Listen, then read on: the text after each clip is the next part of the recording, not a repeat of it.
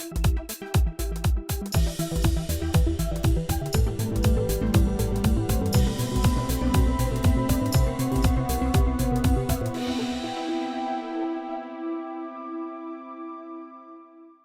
this is Kim from The Personal Coach. I'm here today with Pat and Heather. We're going to share some things we suggest that you consider as you return to the office.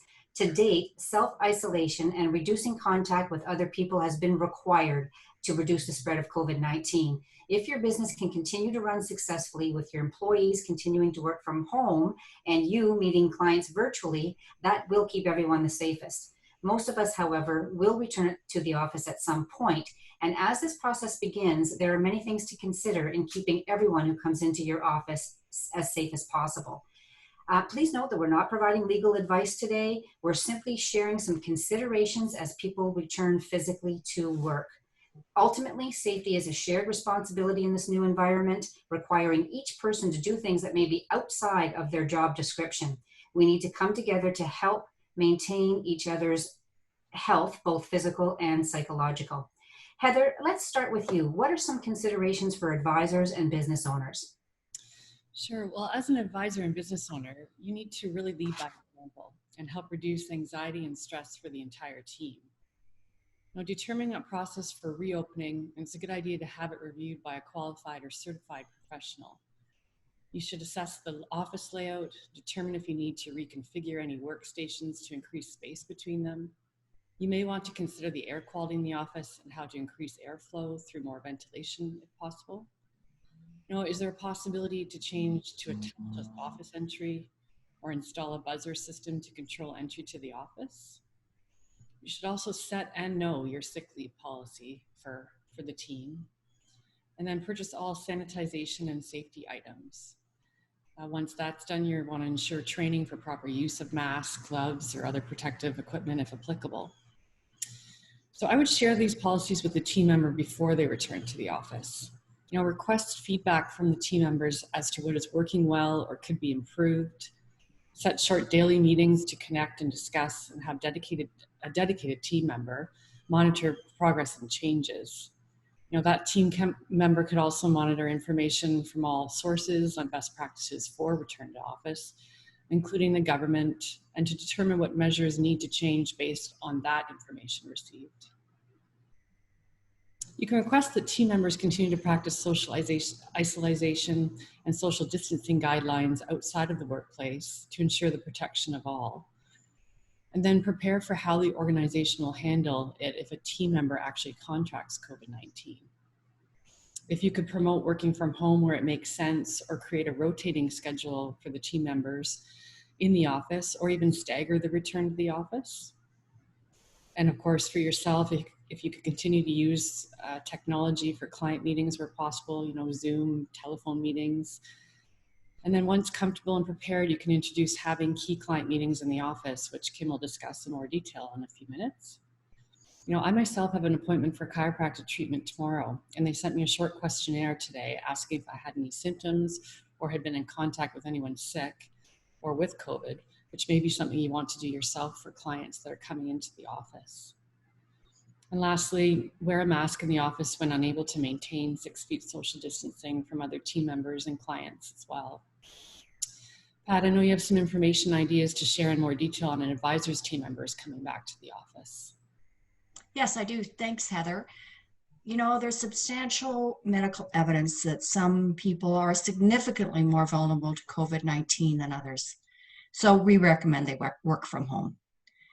This would include people over 60, pregnant women, people with chronic diseases, anybody with a compromised immune system, and of course, if a doctor has recommended they stay home. You should take a self-assessment of your health status each day, and each team member should be aware of what those symptoms are. If you show any of these symptoms, and you learn that you've been in contact with anyone showing symptoms in the past 14 days, stay home, self-isolate, and ensure that you inform other staff of your reason for doing so. You need to social distance at all times. We owe it to our coworkers to maintain a 6-foot distance and wear your masks.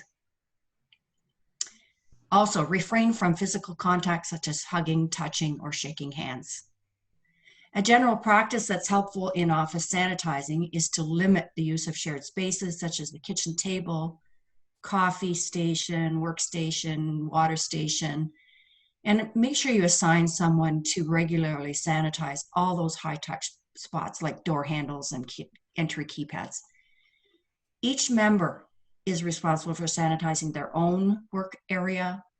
We need to wash hands frequently upon entering or exiting the office and when using shared space. Antibacterial wipes should be available at all commonly used areas and at each desk. When using the washroom, wipe surfaces down with disinfectant each time, before and after. Eat lunch at individual desks.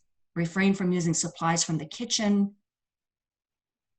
Use no utensils. Just bring your own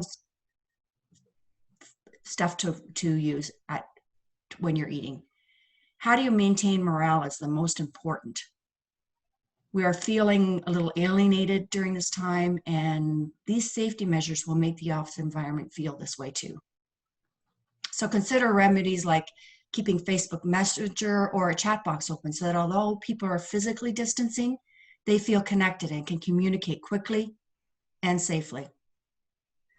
Aside from the fact that COVID-19 is less likely to spread outdoors, consider holding meetings outdoors so you can escape the somewhat stifling office environment. Kim, you're going to speak to having clients and office visitors. Yes, thank you, Pat and Heather, for sharing those considerations. I'm sure that all of you have become pros now at communicating virtually with your clients. We really had no choice to. So with this perhaps newfound skill, you can continue to minimize client visits and continue to work with your clients remotely. However, some clients are going to be anxious to come into the office to meet with you, and I'm sure you're looking forward to meeting again face-to-face with some of them. We suggest that you find out what your client's comfort level is in doing this and entering your actual premises. You might want to do this through a short email survey, or as you're meeting with clients virtually now, have this discussion. And also you might even want to pick up the phone and call some of your best clients to see how they feel. So of course you want to put your clients at ease. So we suggest that you notify them in advance of what your protocols actually are for holding these face-to-face meetings so that they can come prepared. Perhaps you're going to ask them to come with a mask, or you're going to be providing them with a mask. You might want them to wait in the parking lot until they receive a text or a phone call from you, letting them know that it's now time for them to come in, and then lead them directly into a designated boardroom or office. We also suggest that you let them know that you've got set protocols in place for your team and also for the premises. You're doing certain things to keep the premises clean.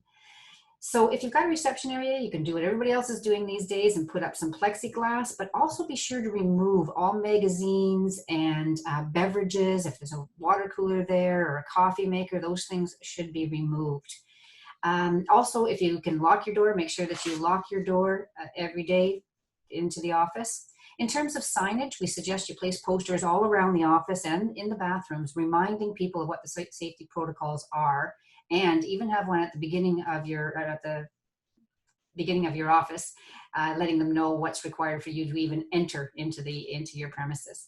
You might want to set up a table for courier, and that way they can drop things off, and you can wait 24 hours if that's what you feel makes sense, or you can sanitize the packages before opening.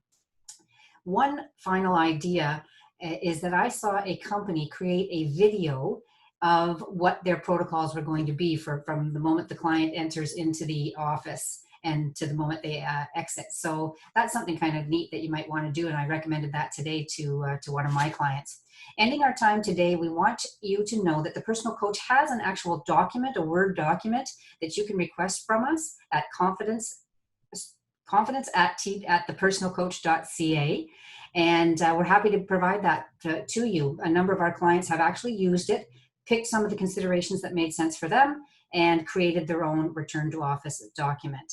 So I want to thank you, Pat and Heather, and you, the listener, for investing a few minutes with us today. Thanks.